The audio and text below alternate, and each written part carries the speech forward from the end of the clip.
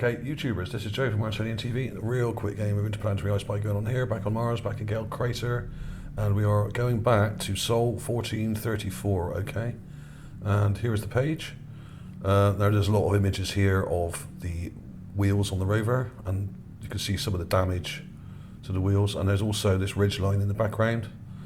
And there are some interesting things in this Sol taken on this day, and this is no exception. And I've already marked which one to look at here. Now there's 4 images of this particular thing here. Now you can just about make out this little blob here in the corner, okay?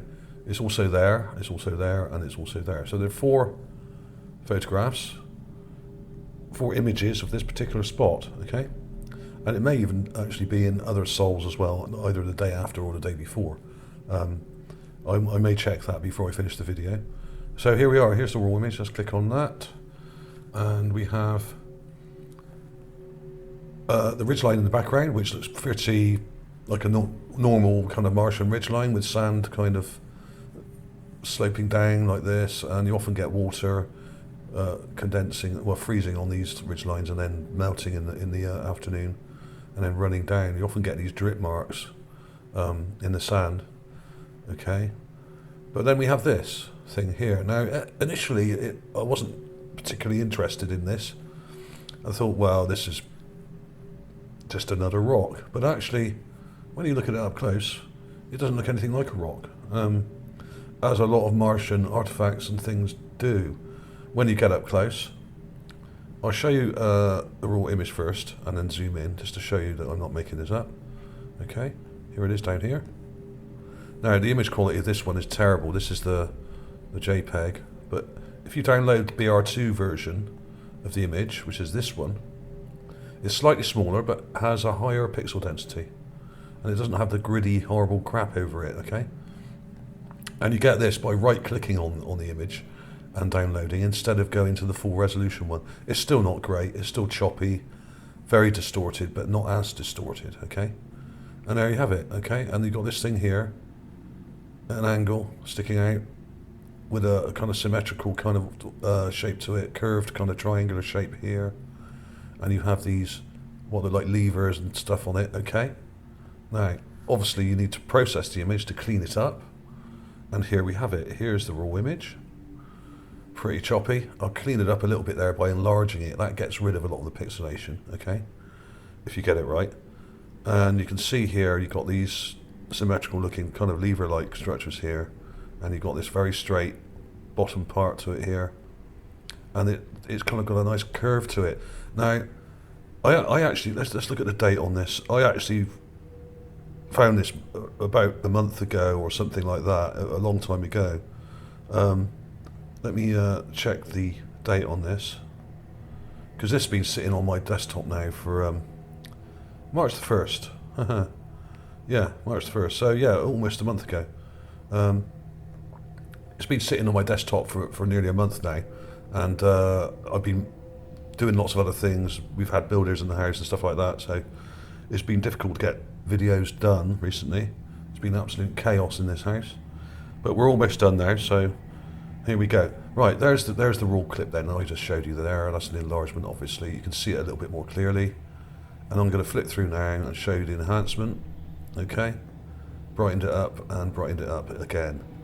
And what struck me initially about this was not just the rather symmetrical shape that it has, but it's got these really strange kind of things sticking up from the top. It's almost like there was something on top of it that's been ripped off. Okay. Now, what is that? I mean, it's absolutely insane. And you've got this part at the bottom here, which is straight, pretty straight anyway, with these kind of like structures on top of that, okay? You got like these little squares and little circular parts, and you've got this little block shaped thing here. This looks like a piece of machinery. Now, I don't know what type of machinery it is. I couldn't tell you, but what it does look like, and you may have seen that in the folder just a second ago, in shape, if maybe only shape, but not necessarily. I'm not going to say this is an old cash machine or a cash register, as you call them in the US, like this. Okay, look at the shape. You've got this curve and you have the box-like structure at the bottom, okay? Now, I'm not saying it is one of these, okay? Before you castigate me, or some of you like to verbally crucify me on on YouTube. I'm not saying it is a typewriter. It's a typewriter. I've reversed this, obviously, to make it similar in aspect. But it does have this structure at the front here, and it's similar in shape, but not so much this one. I actually thought it looked most like this one here, okay, in shape, because you have that box-like thing at the till part, the drawer, and you have buttons and structures on this part here, and it has this kind of curve to it, and you've got this thing on top. This has been reversed as well, just to make it the right angle for you to look at. But what is it? I mean, I know this is a really cool photograph I dug up as well. This is from World War II. These are German soldiers using some radio sets here and an Enigma machine just here. Now, the Enigma machine, if you want to look it up, was a very interesting thing. It was basically a special typewriter that was used for sending codes, encoded messages to different parts of the German war machine, okay? And there was a number of different types of these. Some of them were quite big, some were smaller. And basically you put your information in, your message in, and it would scramble it and mix all the letters up.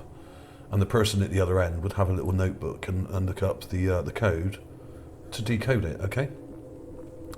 At the other end of the wire, okay? Yeah, I just thought that was a great photograph. I mean, these are, I don't know what division this is in the German army, but they've got their rifles kind of tucked under this shelf here, and a suitcase, and there's actually some helmets up here. This looks like it's in a railway carriage or something, or like a little hut somewhere. Who knows? But yeah, a great quality photograph from the 1940s.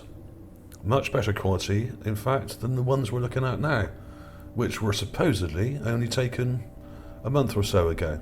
And, well, maybe a couple of months ago, actually. These are 1434. Yeah, we're up to, what are we up to now with the sols? Let's have a look. Let's go on here very quickly.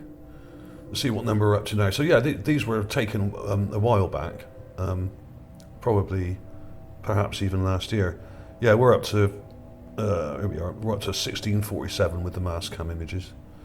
And yeah, so this is going back quite a lot, you know, a couple of 100 days. So these were effectively taken last year. So, but either way, it does prove a point that effectively we're getting very, very low quality images from Mars for some reason, and pictures taken, as I've demonstrated before, even photographs taken in the American Civil War 100 years earlier than this, almost about 90 years earlier than this one was taken, are also very good quality. But for some reason, the ones we get from Mars, like this, are very poor quality. Why is that? Is it because there are things in the images they don't want us to see? I think so. And this is a very good example of it. You've got what looks like an intelligent object. I'm not saying it's a typewriter, I'm not saying it's an Enigma machine or a cash register, but it has that shape to it, and it has some technical parts to it here that look like levers of some sort, and it also has some little square box-like structures in here, okay? They're definitely there, and it has that kind of drawer-like structure here, okay? Just there. So I'll put these in again at the end of the video, so I'll put them side by side for you, just to show you the shape and how similar the shape is. Who knows what this thing is? It could be part of a control mechanism on a boat or a ship or something, or it could be out of a building. I really have no idea what it is, really. I'm just kind of making comparisons to things on Earth, because what else do we have to compare it to? There we go. Let me show you that again. Let's go to this one. Yeah, this was the most similar shape. I mean, there are thousands of different types of these.